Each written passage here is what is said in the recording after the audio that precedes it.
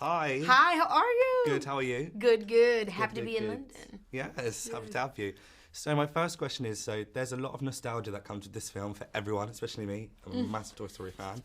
What was it like filming? Was it very nostalgic? Or because you're a new character, was it just like... You know what? Because I'm a new character, it definitely did give a new vibe and a new energy, and it felt very now. But also, the nostalgia is still there in a really good way. I think the way that they've reinvented the world of Buzz Lightyear is so creative and just awesome. And so it was a lot of fun, and it took a long time. So going on the journey of the 2 years of making the film was also exciting. Wow, I like the bit at the beginning, Junket says, this is where Andy's... Oh. Yeah, perfect. This is perfect. like Andy watched a movie, you know, that made him fall in love with Buzz. This is that the movie. Yeah, I just love that too. I was like goosebumps. In it from the get-go, I was like, Yes. I'm in. We all get to be Andy. Yes. Also, because it's like Pride Month now, I was so happy to see queer representation in this film. Yes. What was it like for you when you first realised that there was queer representation in such a positive way as well? Yeah, I mean, what I loved about it was that, you know, the representation was just effortless. It wasn't like, you know, oh, we have to make... It's like, no, this is life. This is real. And I think that's what it should be. You know what I mean? It should be just like...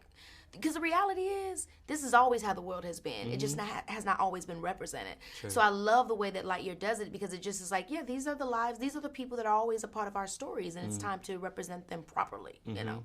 Period. Yeah. What parts in the film did you resonate most with your character on her journey? Man, I think there's so many things to take away from, you know, the whole movie. Specifically with Izzy, I think what resonated with me the most was her wanting to make sure that she really made her grandmother's legacy proud. You know, I have that same pride in my family. You know, you might not know their name, they might not be famous, but they mean so much to me, and I want to be able to say, okay, I carried their name out in a positive way. And so I really love watching the journey of that character, and for anyone who feels that same way, to know that yes, while you want to honor the legacy of the ones that came before you, you're going to have to find your own way, and it's okay. Don't be so hard on yourself. Give yourself grace as you figure out the legacy you're going to add to your family's name. Yeah, I agree. One last one. Was there any funny moments that happened that weren't supposed to happen that made the cut?